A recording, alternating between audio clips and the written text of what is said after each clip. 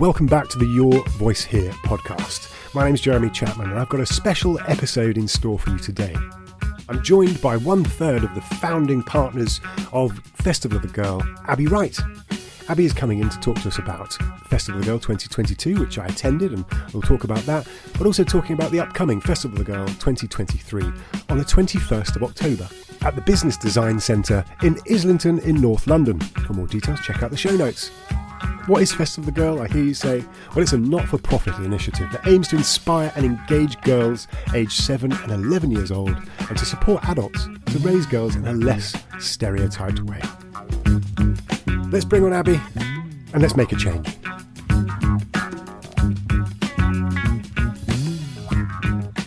Joining me today on the Your Voice Here podcast is someone that I'm very fond of, because we both agree that we want to break down those stereotypes of girls and we really want to just change the world and just say, yes, girls, you can.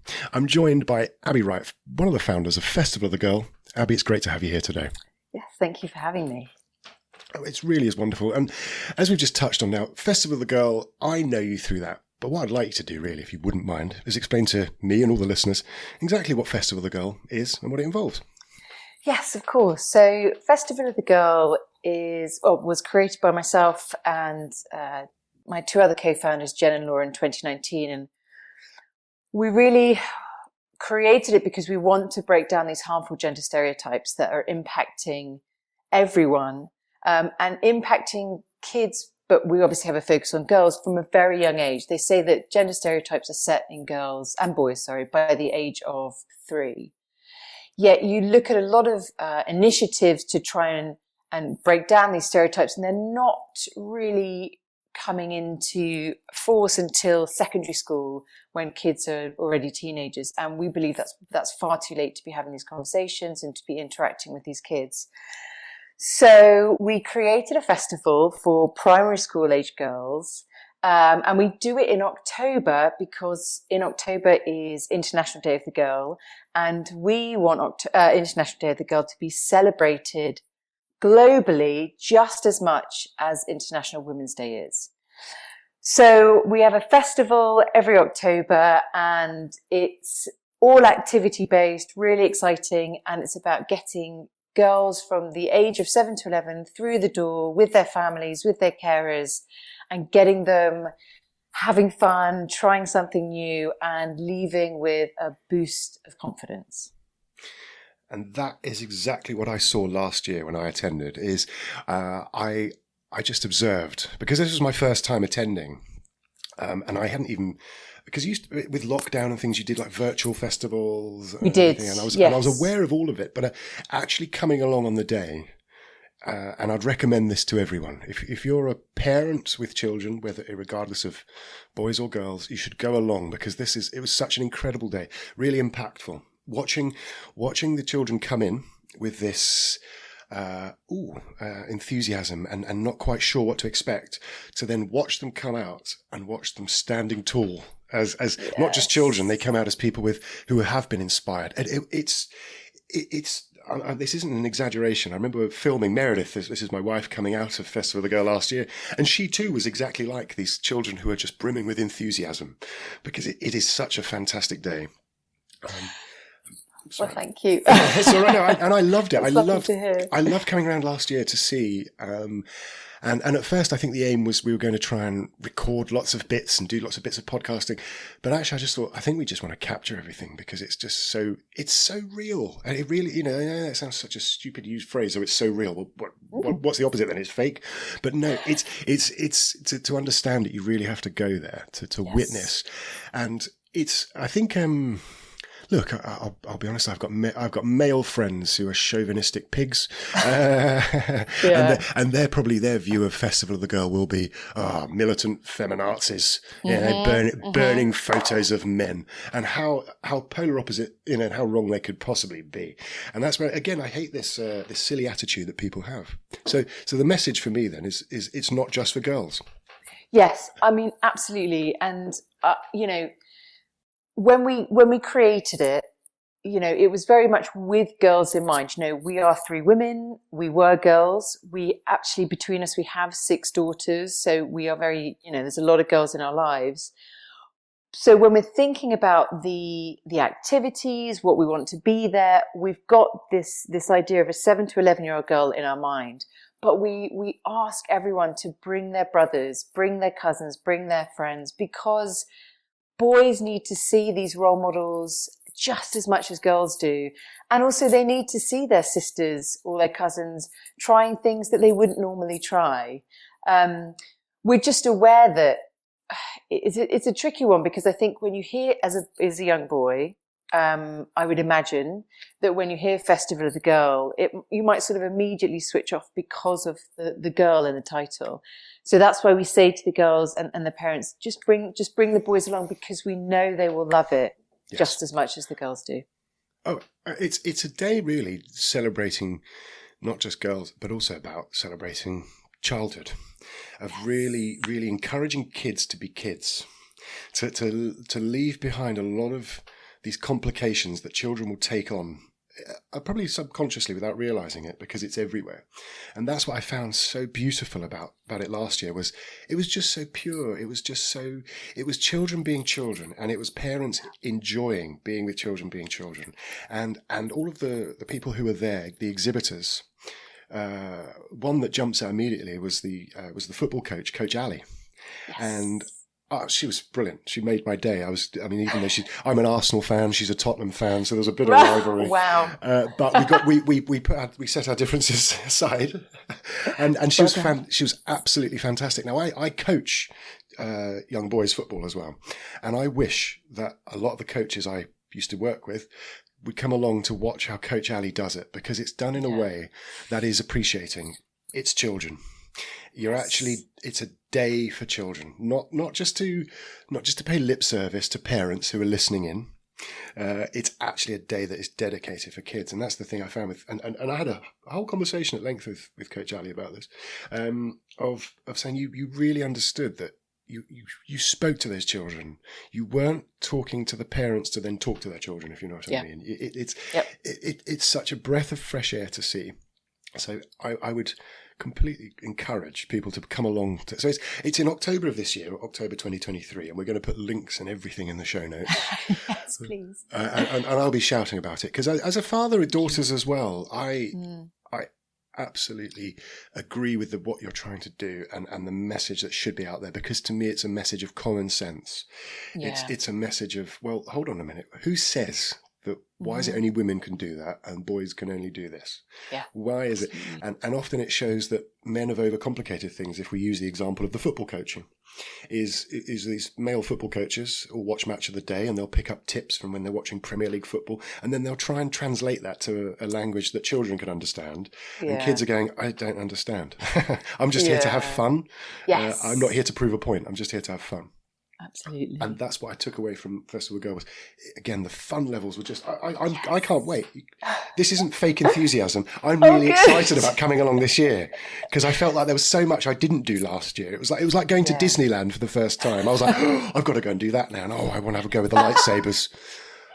Yes, the lightsabers. I love the lightsabers. Well, if we go round from last year, going round the sort of the kind of stalls and exhibitors you had there were, and again, I'd just like to point out, it wasn't makeup and hair and all these stereotypes that you'd think would be at the Festival of the Girl. Let's break that stereotype. There were film schools there. There were, say, football coaches. The dancing classes were one of my favourites. The little carnival congas going around were just absolutely fabulous. There were architects there. There were all kinds, and it was so lovely to chat to the children as they were coming and as they were leaving, to get what they liked from the day, because it just gave us a full insight into, oh wow, there's everything here. I mean, what other stalls were there, Abby? I'm trying to remember. So we had a mechanic from F1 Alpine, which was amazing. Yes. And she and a colleague of her brought a car with them, which was incredible. So the girls got to sort of have a go with that. We had builders and they had Lego, but they were talking to the kids about how they could build their own home with that. We had I can't believe I can't remember. There was so much. Now I'm on the spot. I can't remember. We had the amazing environmentalist magician. She was wonderful, and she's also the first female magician of the Magic Circle. So that's the sort of president of the Magic Circle. So that was really exciting.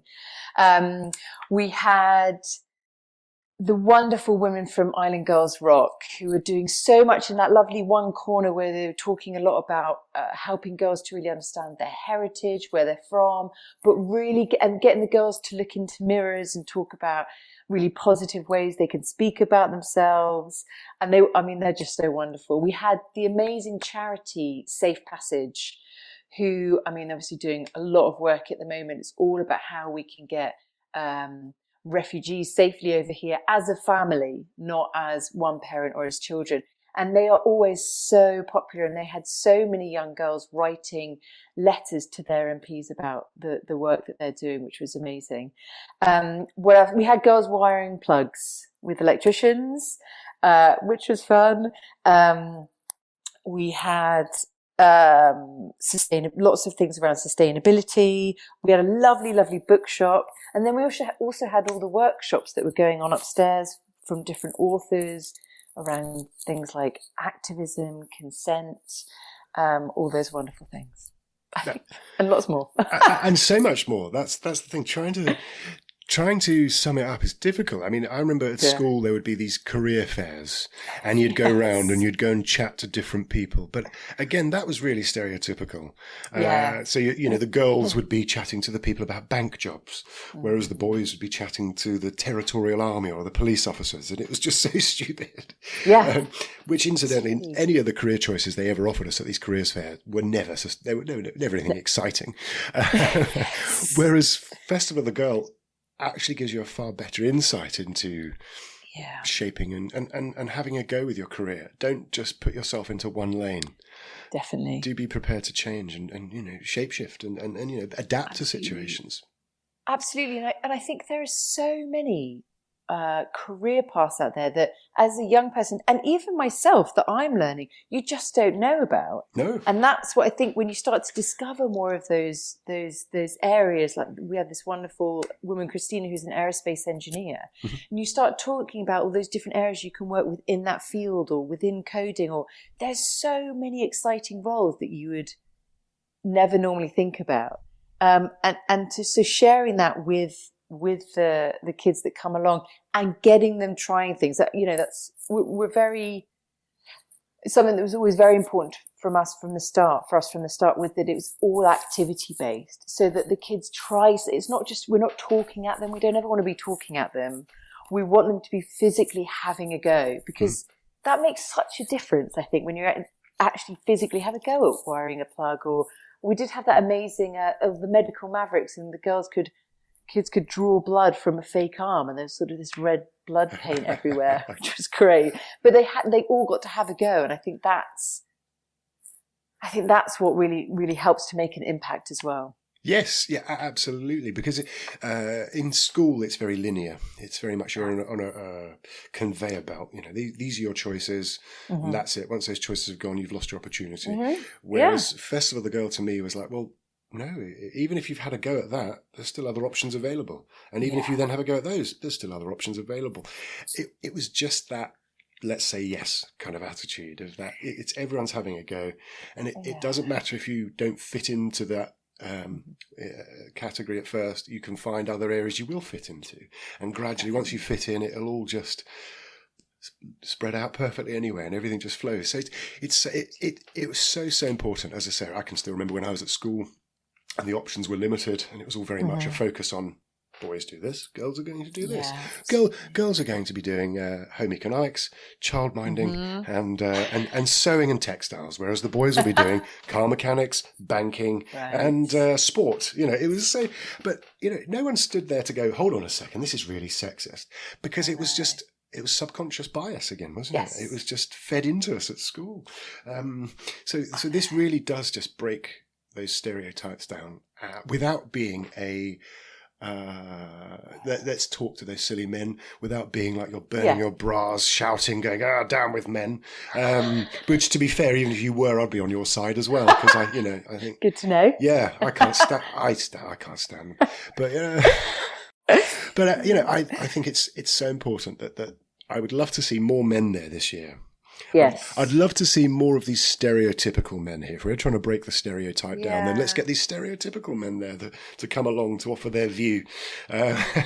What's quite interesting, actually, when you obviously we come across people that, do question the need for what we do or why we do it. A lot of the time the question is, well, what about boys and what about International Day of the Boy? And we talk about it a lot. Like I said, we do invite, we are so open for boys to come along. Of course, we want dads, uncles, and men there too. But, there is this conversation that we have. It's not something that we've got capacity for at the moment because, we're doing this. It's quite a big job. But what would Festival of the Boy look like? International Day of the Boy is in May. That's not ever talked about by anyone. I mean, International Day of the Girl, it's getting a bit more well known. But the question is, what would a Festival of the Boy look like? Because it would look very different to a Festival of the Girl. So it's conversations that we have all the time. So when these people sort of say to me, what about Festival of the Boy?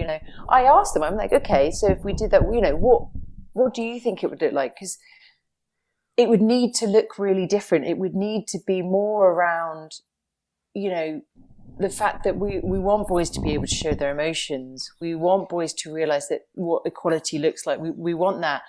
And that, it's interesting. It's like, I'm sort of going off in a tangent. It's just this thought that we have, these discussions we have a lot. But for us right now, the key thing really is to get those boys, get those men to our Festival of the Girl. That's really the key thing for us. I absolutely agree, because I think, as you say, what would a Festival of the Boy look like? Yeah. And to me, it immediately just conjures up a misogynistic, toxic masculinity-filled hall of talking about football and sport or whatever. But then that's maybe just because I'm putting a stereotype on it.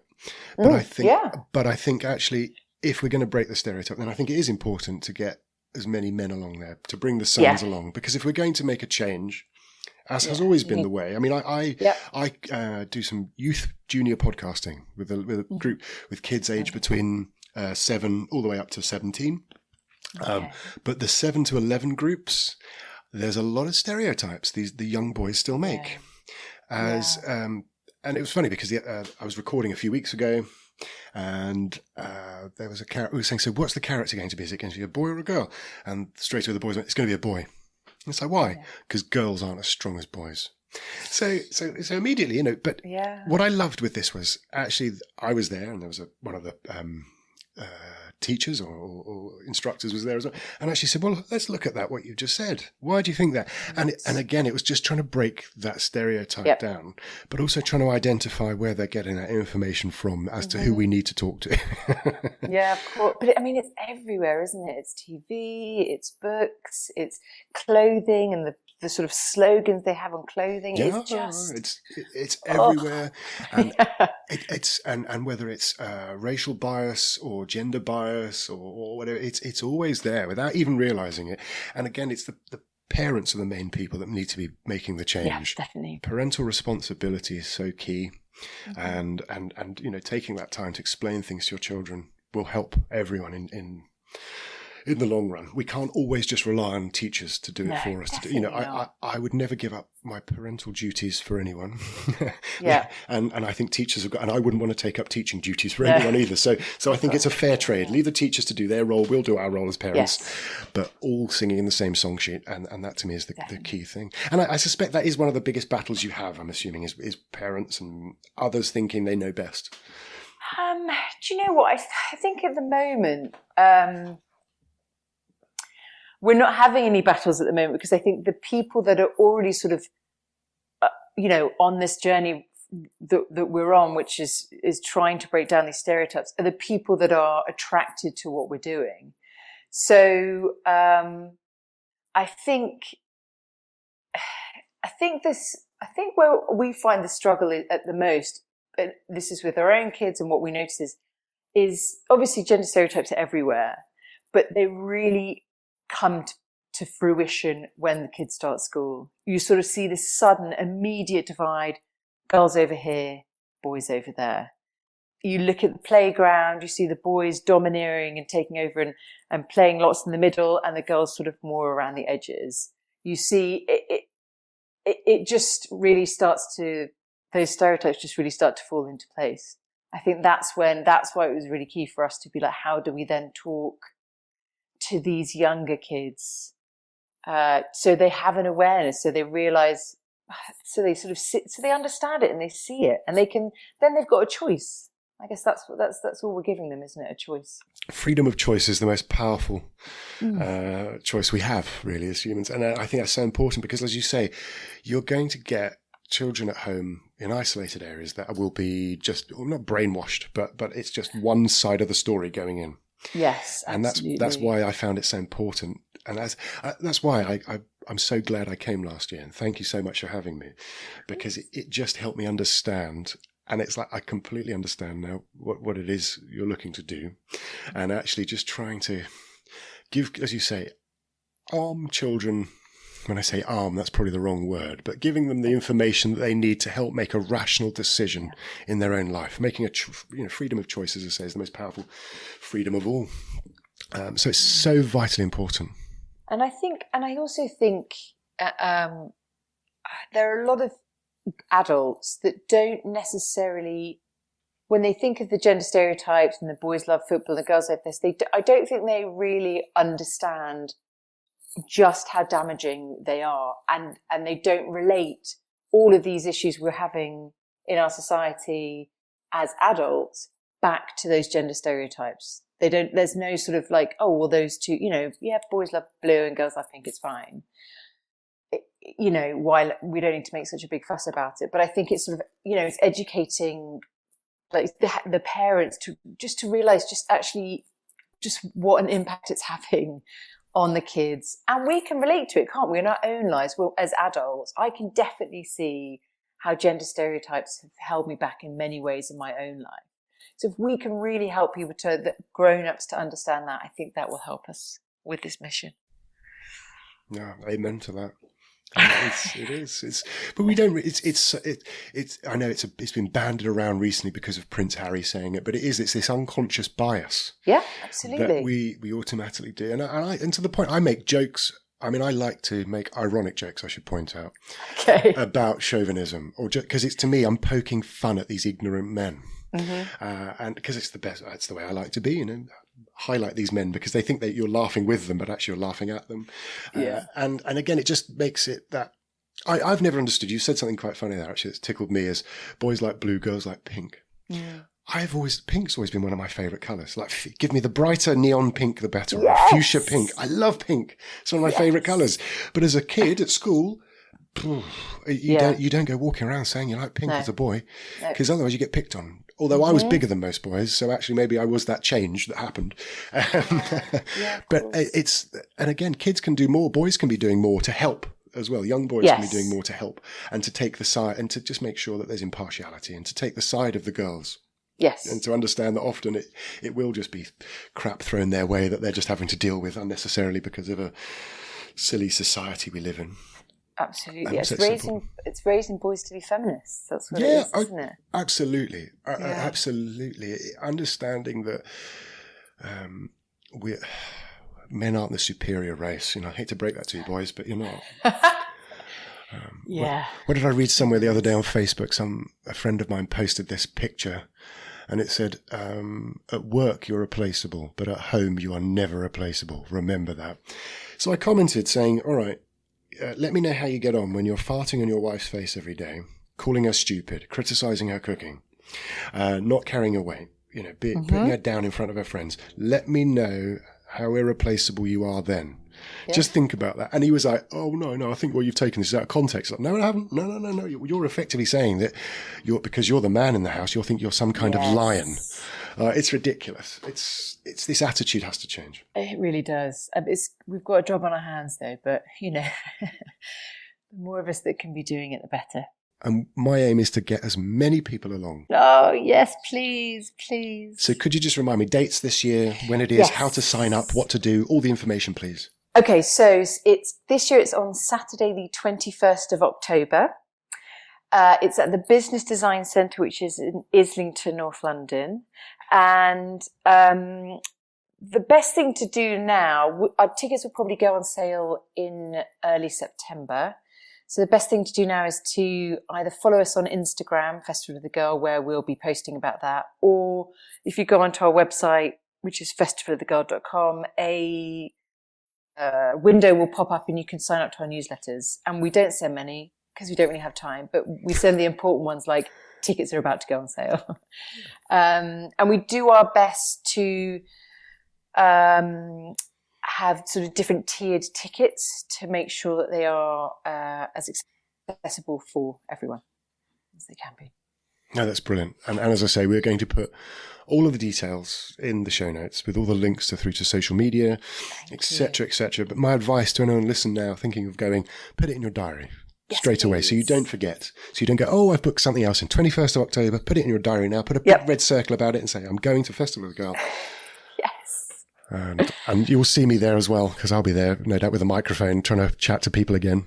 Absolutely. I was so overwhelmed last year. I was like, oh my God, this is just amazing. I had a plan that went out the window because I was like, this is just incredible. So, but I'll be there this year doing more podcasting stuff. Yes, please. We can't wait. But this has been absolutely wonderful, Abi. Thank you so much for your time today. And thank you so much for coming on to tell everyone about the Festival of the Girl. I'm really looking forward to October 21st, 2023. I'll be there with bells on. You'll hear me coming. Yes, I can't wait. I'm not doing Morris dancing, I should point out. Okay, that's probably for the best. So there we are. That was my chat with Abi Wright from Festival of the Girl. I hope it was informative. And if you do want to find out more information about Festival of the Girl or you're thinking of attending, then you can go and check out the links in the show notes with a link straight through to buying your tickets, or just visit festivalofthegirl.com. Now, I normally close every episode with a quick fire question round. It's normally something I do at the start of every interview to warm guests up and get them laughing, warm up their vocal cords. Free little tip there for podcasters and interviewers. But instead, I'm going to close this episode with a montage of clips that I got from Festival of the Girl 2022, chatting to people that attended, whether it was girls aged between 7 and 11 to talk about their experiences, or people that were there that were supporting the festival. Well, it was very enjoyable and fun because if girls think that they're not really so special as boys, because girls can do just as better as boys. I liked it how we saw everyone who did like different jobs and like we sort of experienced some of it, and it was sort of really cool, like sort of doing all the workshops and like we could get involved with everything. I'm here with Sophie from Safe Passage. I've actually visited them before in the past, but here is Sophie to tell you all about what they do and why they're here at Festival of the Girl. Hi there, I'm Sophie and I work at Safe Passage, and we support refugees to reach safety and to reunite with their families. And we're here today talking about our campaign on Afghanistan. So since the Taliban takeover last year in Afghanistan, we've been campaigning for the government to open more safe routes for people to reach their families in the UK and come here safely. So today we've just been working with the girls to write to their MP to explain why they think Afghan families and children should reach the UK safely and be reunited with their families. And Shakiba, one of the young leaders at Safe Passage, has done an illustration that they've been able to colour in as well. So it's been a really nice exercise and they've all gotten really involved. It's been great. And I imagine there are some kids, I mean, you'd like to think that all kids were aware of the news, but there must be some children that just have no concept of what refugees are, and so this is all about raising awareness and hopefully growing empathy, I would say. Yeah, definitely. And actually you'd be surprised. I think a lot of the children that have come to speak to us today knew what refugees were. I think especially since the Ukraine crisis, are much more aware of those issues, and that's why it's so important to draw them to other problems that are going on in the world, such as in Afghanistan. So yeah, they've been really engaged. It's been really great, and a lot of them have been, said that they've been learning about it at school, and it's been good. Yeah. And how can people find you and what you do? What's the best way? So you can find us on social media, Safe Passage UK, and on our website, and you can get involved in lots of different ways, from fundraising and donating to joining our grassroots network of campaigners. And we also have the Young Leaders Programme, which is a group of young people with the lived experience of seeking asylum, who also do lots of fantastic campaigning work. I am joined by Atta, who was the first person we saw as we arrived, a very friendly face, and he is seriously passionate about Festival of the Girl. How did you get involved? So I used to volunteer with a girl called Hayley, who was part of the original team that organised this in 2019, and she invited me to join a group meeting. I was fascinated by what they wanted to achieve, and yeah, I've stuck with them ever since, dipped out for the online years, very happy to be back again this year, lending support in any way I can, using some marketing and comm skills from my day job to help them promote the festival, and yeah, just being of whatever use I can be, really. It's absolutely sold out as well. It's rammed this afternoon. How many girls are we expecting? So we've got 500 tickets for each session, the morning and the afternoon one. So that's an amazing number. And actually, so far, looking at the stats, although don't quote me on this necessarily, I think we're actually at about nearly 90% attendance, which is incredible for an event. I'm not surprised. I mean, all the events are incredible. We've just had a little there's little individual events within the event. We've just had a conga, the workshops. I love the positivity workshop with the little jars. What's been your highlight? I know we've only had the morning so far. I think just seeing girls get involved in lots of different things and the range of activities, that was something that when we did this in 2019, the feedback was we loved it, but they wanted even more. And I think this year we've nailed that really well. Like, you know, we've got the architecture, we've got the army, we've got so many different things for them to explore. And I think at the age that we're kind of aiming for, we need to be selling the message that these girls can really do anything that they want to do. And the festival's really reflective of that. So we've just watched the most brilliant football display. I hated PE at school, but I think if you'd been my teacher, I would have absolutely loved it. I'm here with Ali, who is a football coach. You are amazing. You motivated me. Nobody can motivate me to do anything. Just tell us about what you do. Hi, thank you. I'm glad you enjoyed it. So I'm a football coach. I've been coaching for about 8 years. I've coached across a lot of different environments, grassroots, academies. And I was of the generation when I was little, you know, you can't play football, you're a girl. It's not for girls, it's for boys. And then later on in life, I took up coaching and I've just never looked back, really. I love every moment of coaching, especially inspiring and engaging young girls and women to find their voice and find their space in the sport. I bet you've come up against lots of obstacles and misogyny. Oh yeah, every day, right? It's part and parcel of life, but especially in football, it's still a very predominantly male environment. But I think, if anything, that just drives me even more to be like, no, you know what? When I was 10, someone told me no because I was a girl, but you're not going to do that for the rest of my life. So yeah, it just motivates me even more, to be honest, to keep going. And the Lionesses have definitely done a lot for women's football. I mean, they're better than the men, let's be honest. You've been with clubs, haven't you? You've been training with big clubs. Yeah, so I've worked in different academies. I coached at Tottenham, I've coached at Chelsea, and obviously, like I said, I've coached in grassroots as well. And I think regardless of where I coach, to be honest, it's about inspiring that lifelong love for the game and, you know, leaving a legacy of care, because ultimately, even if you do make it to the top level, like the brilliant Lionesses, you're not going to be able to do it forever. But it's just about ensuring that the game is always beautiful for you and you can find your space in it after you stop playing. And even, you know, there's so many different roles in football as well. I'm a coach, but there's so many different roles, physios and for example, and you don't have to, lots of girls want to be footballers and that's brilliant, but there's so much that you can do inside the sport that's not just on the pitch as well. What's the future for women's football? What's your ideal for women's football? Same salary? Right. I mean, I think, yeah, it's just about equity, isn't it? And I think the thing is, what the brilliant thing about the Euros was, you know, build it and they will come. You know, oh, you're never going to fill that stadium, you're never going to do this. Well, actually, yeah, people paid to watch that, and how brilliant were they? And so I think for me, the future is just about getting what we deserve. But just so that no one ever has to go through what I went through when I was younger and literally being told you can't do that because you're a girl. Like in 2022, that just feels ridiculous now. And I think we just need to keep it. Still happens.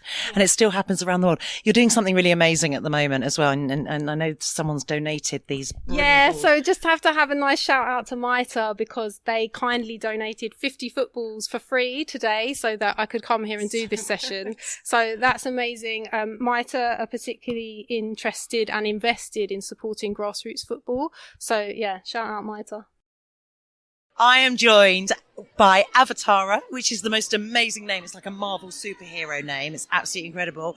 And she's going to tell you a little bit about what she's brought to the festival today. So I'm the leader of the charity Our Dance, and we're dedicated to the leadership development of women and girls through dance. So what can dance teach us about leadership and empowering our practice, our lives, our bodies? And yeah, we are delighted to be here in the Festival of the Girl. We have several information to share with the girls about a survey on girl empowerment, a dance film that has won several awards, Let Them Eat Cake, and a survey where they can find out what is their alter ego in the dance sector. So what is the I love that. The woman that represents them. So yeah, that's what we do. Dance and leadership and women and girls. Oh my God, it's so empowering. So how can girls, is it around the world, around the country? Where can girls find out about what you do and get involved? Exactly. So we deliver workshops across the country, and basically it's organizations like schools or dance organizations that book us for single workshops that we designed for their participants and their students. So any parents, if they hear about our charity, Our Dance, they can recommend us to their schools, and sometimes the schools commission us to deliver workshops. But yeah, we operate all across the country. So you can find us in our website, ourdance.org, AWA-dance.org, and of course in social media. We are Instagram, Facebook, and Twitter.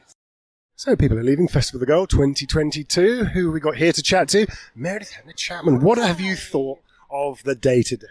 I think if I was the age of the girls, I think my life would have taken a very different turn. I would have been more inspired, known that anything was possible, and understood that actually if you're told you can't, it means you can. It's been incredible. This festival, we've had everything here from footballers to bricklayers to architects to magicians. Yes, the president of the Magic Circle is a woman.